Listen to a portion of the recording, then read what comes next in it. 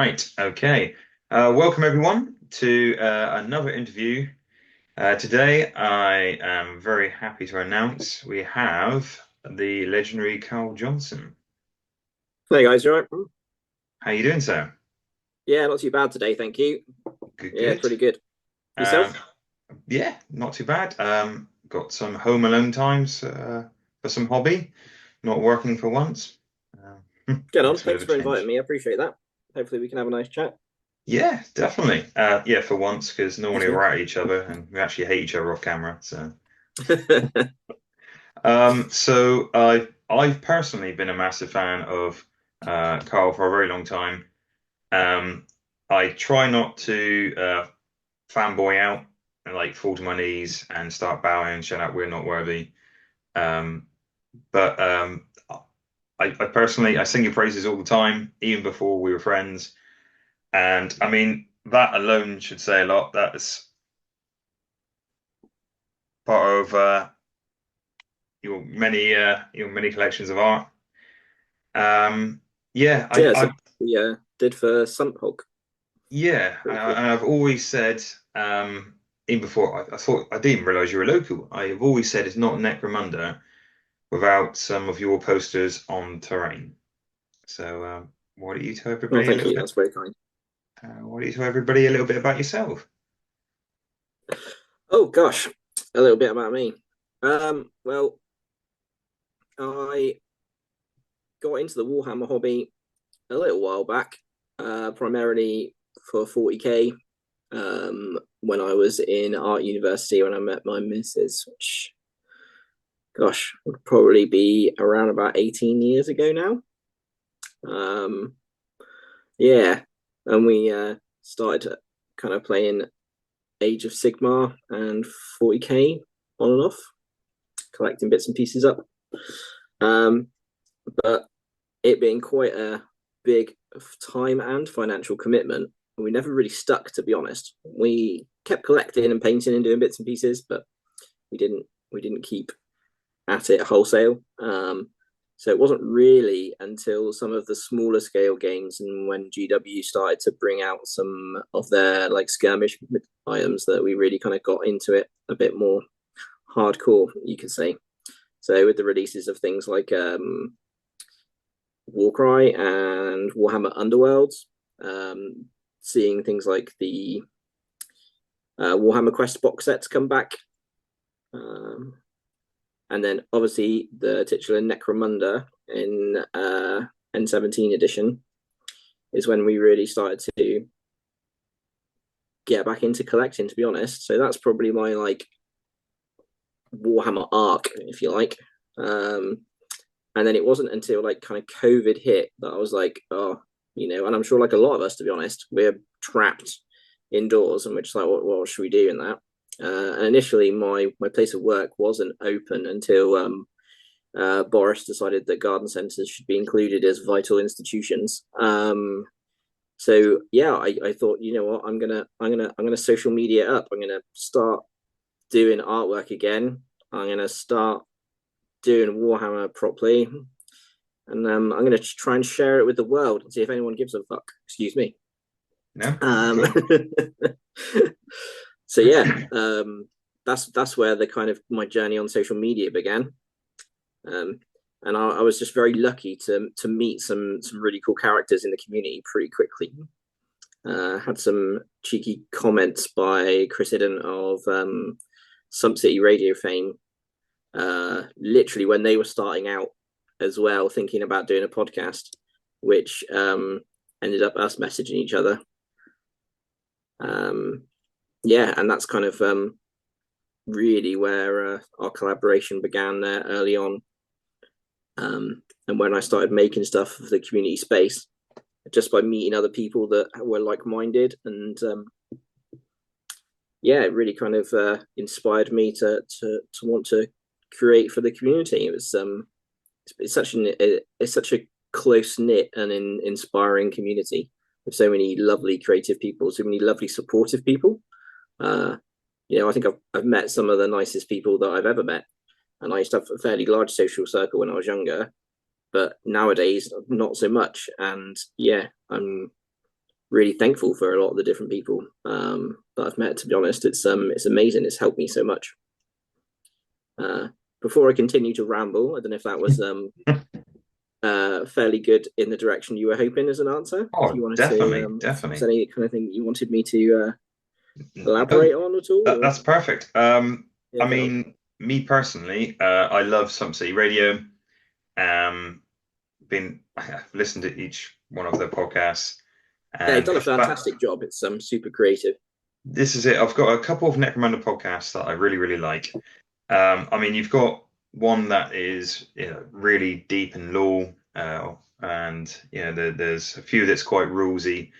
But Some City Radio makes the Hive really come alive with actual characters, and it feels great.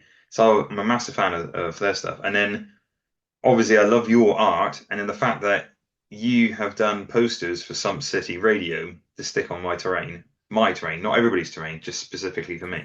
Um, it's amazing. Thank you very much. Oh, apparently you have that for other people as well. Like the whole world, all of your posters, wanted signs, direction signs, warning signs are all free. Yeah, quite early on, I decided I wasn't really going to attempt to monetize it, and I didn't really want to be honest. It wasn't really the goal at the time to turn it into any kind of like business venture or anything like that. I just literally just wanted to make stuff and put it out there. And I just kind of, I don't know, I've always tried to lead a bit more of an egalitarian lifestyle. And I feel like, cooperation and sharing is really important. And I Mm. understand that probably can be a bit short sighted sometimes, but screw it, that's what I want to do. And yeah, so I've kind of tried to keep everything I've made creatively um, just be freeware essentially. So yeah, just got to set up the Google Drive pretty quickly and how to have a place for people to access it. Mm. So that the different supplements that I've collaborated in and made myself, as well as all of the different poster sheets and that, have a place for people to access them. And I kind of hope to continue that scope, to be honest, and just keep it free. You know, And for those who haven't seen your work, obviously I'll put links in the description below. But we're not talking about one or two posters. I mean, I'm in my hobby room at the moment, and I've got literally next to me in my hobby drawer, in case of emergencies, there's stacks and stacks of your posters, A4 pieces, just completely filled, yeah, dozens. I think it's about 30 sheets at this Yeah, current time. About 30 sheets, might be a seems about few right. more than that. I'm not sure. And the majority of them have 20 plus designs on them, Mm. not including like slight color variations and stuff like that. Um, yeah, I don't know. It's a bit excessive, but at the same time, I wanted it to appeal to as many different people as possible. So, and everyone has their own vision. I think this is what makes Necromunda such a good game, to be honest, Oh and yeah. such a good sandbox. Everyone has their own visions of the hive, and there is such a diverse number of settings within it that, I wanted to create sheets that would kind of speak to different people for the different factions and different situations so they could decorate the terrain as they wanted. So yeah, not everyone's going to use all 30 sheets, but I hope that looking across them, most people would find 3 or 4 that really spoke to them and would help them bring out their vision of the hive and really add to that kind of fun Lego aspect of just kind of creating and customizing your little chunk of terrain. I think it is an offence if someone doesn't use all 30 sheets, in fact. And I have personally made pieces of terrain for individual posters and things like that. That's how I start. I see a poster and I'm go, really glad, "Hey, to be honest. Yeah, because something I for that do would make work." some of the sheets with that in mind, and I do want to kind of get at some point do more videos elaborating on why some of the designs exist, what I had in mind for people, to try and show what you can do if it isn't apparent from them just as little pictures on a bit of paper, which it probably isn't. So yeah, maybe we'll get to that at some point. And is that where We'll you get see. your inspiration from? You think in your mind, what would I like, let's say a dock shop, and make a poster around that? Or do you see something in the real world, or is there an artist or something that really inspires you? It's been a little bit of a mixed bag, to be fair. Some of them have been other prominent community members that have asked, "Oh, you know, would, like when Ash Wastes came out, for instance, Casper said, like, can you sort out some Ash Wastes bits and pieces? So, we worked on some Ash Waste pages, and with them, being like this kind of reborn mixture of Ratskins and Scavies as kind of these desert raiders. I wanted to create like a pseudo tribal language for them. So I did like a little alphabet for them of like kind of cuneiform kind of scratches. And it worked that into some like kind of junkyard signs and some fun bits for the coin guild. Some kind of like American highway style bits and pieces. Obviously, like all of the 40k things that work in that kind of setting, like Prometheum transportation through pipelines and things. And yeah, just trying to think about what would work in that setting and what would be fun, as well as fitting and narrative for people making terrain. And yeah, try and put that on a sheet. At the same time, not try and make things that would be too crazy for me to actually put together. Because yeah, I've got to actually make the bloody thing and get it out there. So it can't take hours and hours and hours. Unfortunately, there is an end goal, and you put an awful lot of work into individual little art bits, pieces, and then you end up shrinking them right down. So a lot of time I'll produce the main, like, more where they're more detailed art pieces, and they're not just a sign just saying like turn left. I'll make them maybe A5. Sometimes slightly smaller, maybe like even as small as half a postcard. But I try to make them a bit bigger and then shrink them, just to make the detail still apparent. Yeah. Yeah. So it's it can be a bit of a labour sometimes when you're putting all that work into something that ends up only being 2 centimeters by 1 centimeter out the max. That's why I went for the t-shirt, because I really like the piece. Although I was tempted with the Goliath stuff, I just, some of the pieces, the detail, they still come across on the posters. Don't get me wrong, but to have an actual full blown, and I mean, I'm hoping it's okay to show this piece off.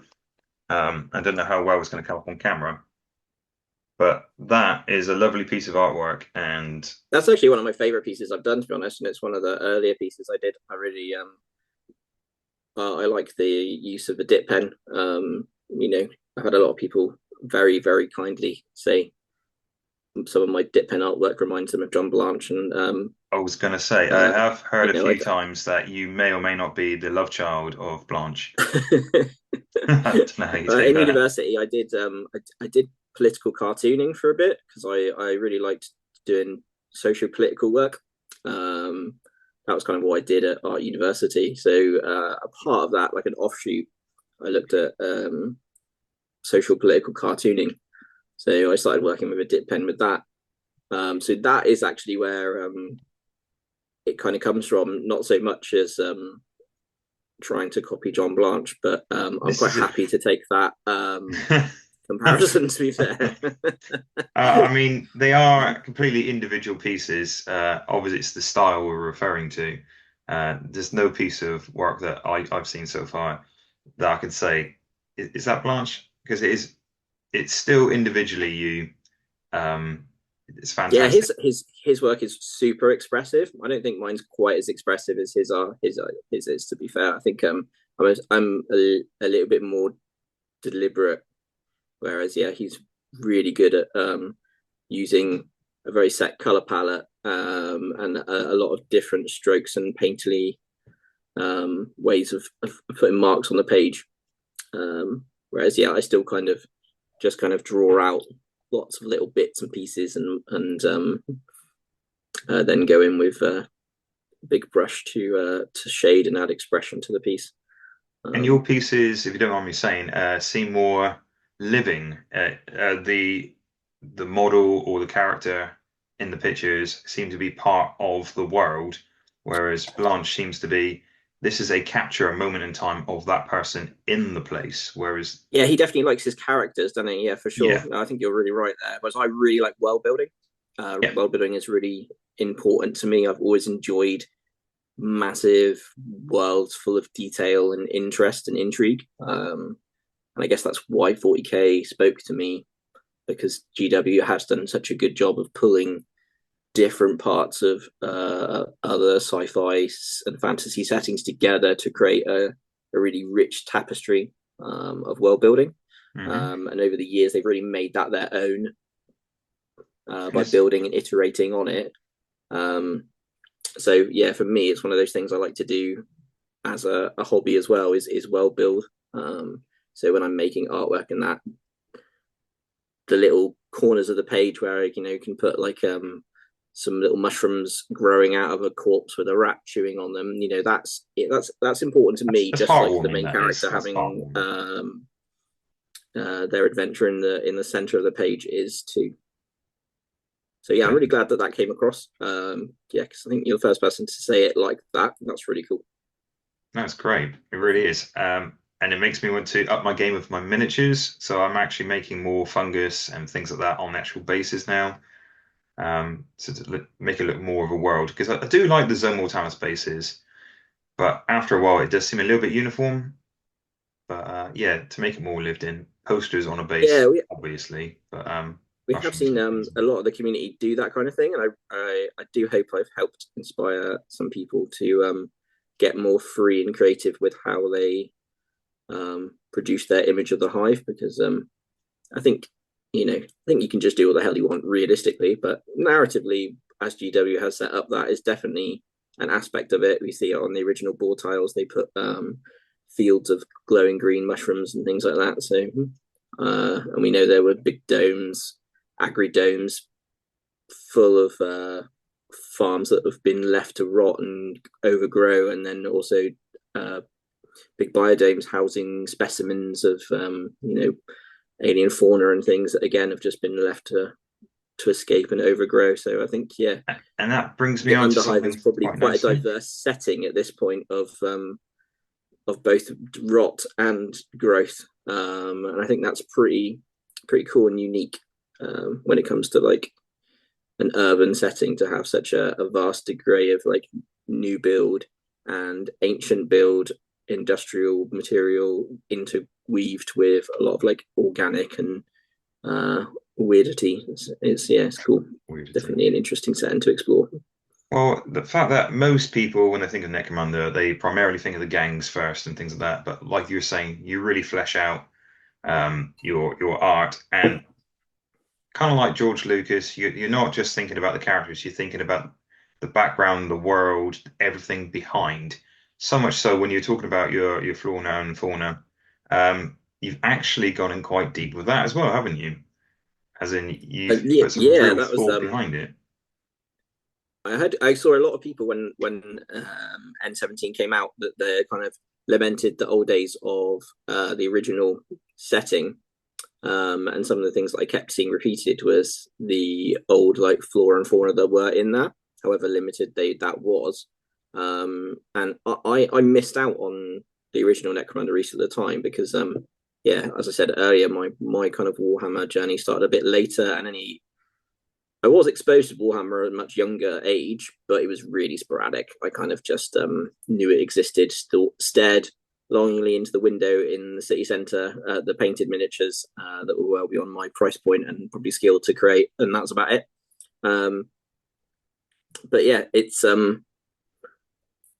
definitely drew me in to recreate that for N17, and I've worked for a long time now in the pet trade as an aquarist primarily, but with small animals, reptiles. I love exotic plants, have lots of house plants. We have nice gardens we've put work into in the home and that. I've had quite a lot of different weird pets and normal pets over the years. So yeah, it was something kind of near to dear to me to uh, David Attenborough up the hive with a little bit of a sump themed beastery. Hmm. And yeah, I kind of tried my best with the limited tools I had to make something of that, and I'm really pleased with it. But I do want to iterate it on it at some point because yeah, it's very much a first edition and it never really truly got finished.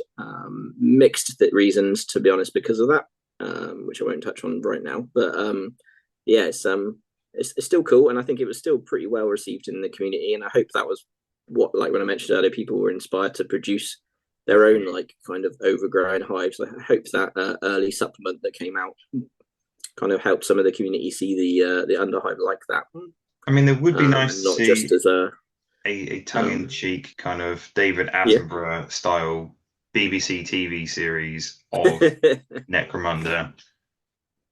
Huh. I'm not sure how well that would go down, or even in like Penguin Bookstore or something, a nice hardback copy of, you know, slightly tongue-in-cheek, how it goes. But is there anything, because obviously you're massively steeped in the 40k lore, is there anything you would like to see in the Necromunda game itself? Or is there anything you would be it bring back or you think they're missing? They don't really go into plants in the rules too much, do they? So maybe man-eater plants or something. I'd like to see them look more. We got a small release with the Hive Scum kit, but I'd really like to see them look at the general population of the hive a little bit more deeply. There's some absolutely fantastic sculpts produced for hangers on and things like that, which I think we're pretty blessed with considering that they have pretty much zero game usage. Let's be honest, most of the time they're fun painting projects and things that you can kind of put on your shelf and that. But a lot of time, unless they've got the rule where you can drag them along, Yeah, very it's few not people very are often, is it? probably making a base camp with all of their hangers on sat around, during campaigns and things. Um, but that does help flesh out the world awfully. So we are really lucky in that aspect. But um, in the setting, we obviously have a lot of lore regarding things like scabies and muties and things like that. And I feel that we've gone to some quite exotic settings pretty quickly in the forms of the ash wastes and now with the underhells, but we haven't really touched on what makes up the backbone of the underhive, which is just all of the population and all of the scabies and muties beyond the house gangs and that tiny hive scum kit of like 5 dudes that we got. Yeah, So yeah, that's where I'd like to see GW expand on. I thought we would see a supplement at some point that kind of covered Chaos Helot gangs and Geely Stealer cult gangs and scabies and muties as a kind of a whole piece. Obviously now we've got the Gene Stealer cults being expanded upon with Hive Secundus. So maybe we'll see the Chaos gangs and scabies and muties expanded on in a separate supplement if they do come back and do maybe the Sumpsea. Maybe we'll see a more drowner pirate themed interpretation of scabies pop up, which could be hilarious. pretty But I don't cool. know. Yeah, that's. I hope that was an okay answer. It got It's a bit definitely okay rambly, but answer that because was the you're reading that's my actually one of the mind. things I think is pretty cool. That's where if someone asked me the same question, I would say the exact same thing because the High Scum box is great. I've got two boxes of them, and I mean the arms are brilliant, and the different weapon choices Mm. phenomenal. But I think there's only four basic bodies in that kit, so it will get boring really quickly. Yeah, But maybe see some more civilian style bodies, maybe some Roby bodies, things like that. But there was this I can't remember the guy. There was a guy that came up with this hashtag. Every model is a Necromunda model or something. I know you're on about, mate. Never heard of that guy? No, no. Sometimes. Um, but it's very true. When you came up with that, and the amount of times I've seen that tag in people's conversions, be it digital or actual miniatures, you can use any mod. I mean, I'm just speaking about Games Workshop ranges at the moment, but you've seen my collection. I've got Warcry models that I've converted into civilians or scum. Um, what else have I used? Obviously, AOS models. I've got that Blood Reaver I showed you the other day. I made a Wolverine out of that guy. But Yeah, it that's a would really good one. Works really be well. thank you very much. It would be nice to see some more, another box of four models of High Scum. Wouldn't take very much, would it? No, Um, not at all. And I think they have a lot of scope to be used, and I think we can see that from the community's willingness to kit bash. That I think GW would get some mileage out of that because the community Mm. certainly would.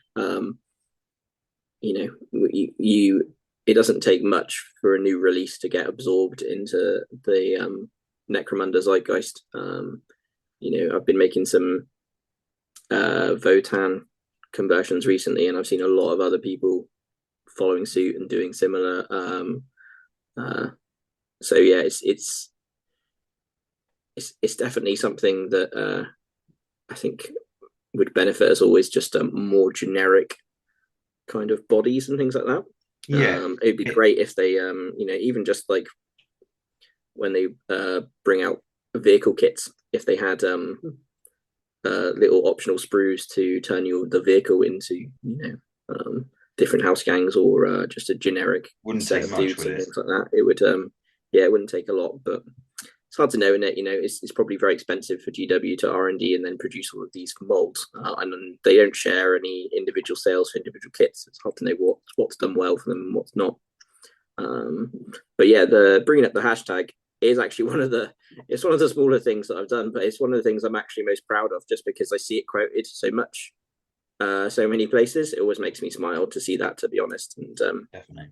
I'm really glad that initially just putting that up to try and inspire more people to try little kit bashes. And I always try to keep the scope of the digital kit bashes I attach to the hashtag really simple, because I just wanted people to feel that they could just take any model and have a go with it. To be honest, not feel gatekeeped into trying to be really law accurate all the This is time, what I or like most feel they about needed to go Necromunda. to other companies or to 3D printers to make exact perfect miniatures for their games. They could just do like you were saying earlier with the Warcry and Age of Sigma, take a dude, swap a few bits, and be pleased that you now have some more variety instead of being stuck with the same four bodies. This is it. Um, The conversion possibilities are endless, and that's one of it's the really fun reasons to do, why isn't it? I love Necromunda so much. I mean, I don't know if Games Workshop brought out all the possible models, there would be that much conversion work, and it might have stifled Necromunda. So that's why I really love the community, seeing what everybody's done with their kit bashes, get inspired, little conversions. I mean, other things like Space Marines and 40K, just generic models. Yes, you can change the poses, but the rules reflect how a model's supposed to be. Whereas Necromunda, anything pretty much goes, doesn't it? So the Yeah, it's conversions a are lot freer to produce different aesthetics and experiment like that than a regimented army, where it might be a bit more immersive breaking to have Hello Kitty heads on your Necrons. yeah. So you have given the world these amazing posters, these amazing pieces of art. You've given the world the best You're good hat. at embarrassing me. That's what you've given the world. Not just the community. You've given the whole world. It's out there now. You can't stop it, right? You've done all this stuff. Yeah. It's time for us to give you a little something back. So recently, there was a very, very kind individual that put up a post, a bit of a fundraiser for yourself. Uh, Yeah. um, Yeah, it was a weird one, that was, to be honest, initially for me. It was yeah, I sat on it for quite a while. But yeah, it's an incredibly kind thing for somebody to do, to reach out and just message a stranger to see if they're okay. But yeah, to put the work in and to convince me that it was something that we should do. Yeah, yeah, Sean Grimbouch is yeah, a legend, to be fair, for doing that. He's and it's done a real 360 in my mentality, to be honest, because like I said beforehand, I just initially just sat on it and just didn't really want to do it because I just felt like a bit of a twat. Um, so now it's really inspired me to push on and create again, because I have struggled for quite a while to produce a lot of content for the community with poor health. Um, and I know everyone has difficulties and problems, so it's not something I've wanted to dwell on too much, but I do talk about it with my community and on my social media, primarily on my Instagram, just because it has helped me feel better. To be honest, it has helped me accept that shit has gone a bit wrong with my health over the last decade. And yeah, Grim putting this out there and the community being absolute fucking legends and supporting me on it has hopefully given me a bit of a second wind to be able to afford to go ahead and get some equipment to try and produce some more stuff for the community. Like, I'm not entirely sure where it's going to go currently. But yeah, I'll try and get maybe a PC or something. So I've got like a base building block that I can start creating videos on, or get software to try 3D sculpting, so that I can put sculpts out there for a community that feed back into fan supplements and helping people kit bash and things like that. Yeah, maybe like a Wacom tablet or something like that, so I can do better artwork for the poster sheets and supplements. And So yeah, once again, you're giving more stuff to the well, community. like So legitimately, it's I don't want to just like take that money and just have a holiday and then that's gone. I'll regret that. From a selfish standpoint, it will bother me if I waste it. So it's not. Yeah, it is about giving back to the community, but I want to make sure that I feel like I didn't waste people's money. That they've put some trust in me to. that just shows what a nice guy you are. So we've only got 2 minutes left in this video. So what I will say is, obviously I'll put up the links in the description below. But the fact that you're such a selfless, good person and you're always putting other people first, um, I think you need to absorb that for a minute, because we will love you, man. Thank All you. right. No, legit. Thank you for giving me the time to chat, mate. That's really kind of you to invite me to do this. So yeah, I appreciate it. Well, well, hopefully we'll see more of each other anyway, with up and coming campaigns and whatnot. And I'd like to hang out with you Yeah, more. definitely. I'd love to get back involved. That would be awesome. Yeah, I really, really, yeah, obviously big fan anyway. So I try not to And nerd yeah, out if too much. anybody wants to get involved making art, come and join in with the drawing next month. Yes, yes, yes, yes, definitely. Well, I've got a few links to put up now, but thank you very much for coming on, sir. It means a lot. Yeah, dude. Definitely means a lot. And please, everybody, check out Carl's work. If he sold each of his A4 pieces of art or posters for £1, I think he would have bought out Games Workshop by now. But he did it all for free, did it all for the people, because he's just a flipping nice guy. So, okay, stay safe, everybody. Hope you enjoyed this interview, and see you in the next video.